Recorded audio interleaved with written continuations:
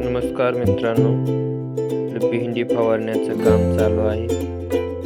तर भेंडी फवारण्यामध्ये घेतले आपण पूर्वाचं चिल्ड्रन्स कॉम्बी, बदामाचा कस्टोडिया,